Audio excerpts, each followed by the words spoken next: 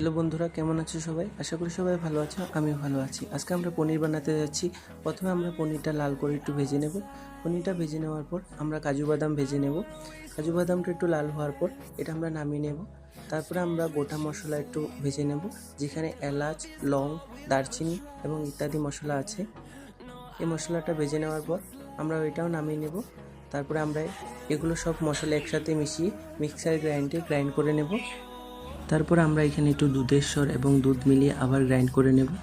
কড়াইয়ে আর একটু তেল ঢেলে এখানে আমরা জিরা আর মৌরি ভেজে নেব। এগুলোর কালার যখন একটু গোল্ডেন হবে তখন আমরা একসাথে মিলিয়ে রাখা জিরে গুঁড়ো, ধনে গুঁড়ো, মরিচের গুঁড়ো এবং হলুদ গুঁড়ো ঢেলে দেব। ঢেলে দেওয়ার পর আমরা এই সকলগুলো ইনগ্রিডিয়েন্ট একসাথে ভেজে নেব কিছু সময়। এটার থেকে যখনই তেল বেরোনো স্টার্ট হবে তখনই আমরা অল্প আদা পেস্ট করে দিয়ে দেবো এখানে। তারপর আমরা এখানে একটু লবণ দিয়ে দেবো আর মশলাটা ব্যালেন্স করার জন্য একটু প্লেটটা ধুয়ে জল দিয়ে দেব। তারপর আমরা একটু নেড়ে চেড়ে এখানে একটু চিনি দিয়ে দেব। চিনিটা দিয়ে অল্প নেড়ে চেড়ে নেব। তারপরে আমরা পেস্ট করে রাখা এখানে কাজু বাদাম এবং গোটা মশলাটা দিয়ে দেব।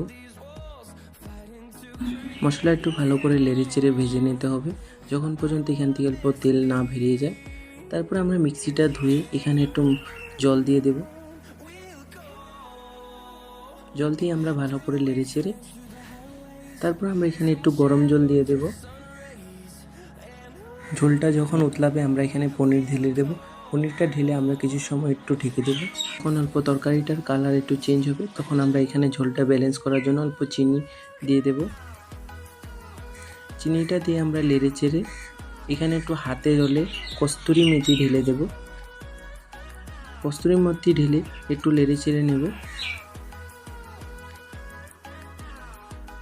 তারপর আমরা এখানে একটু 1 চামচ ঘি এবং গরম মশলা দিয়ে দেব।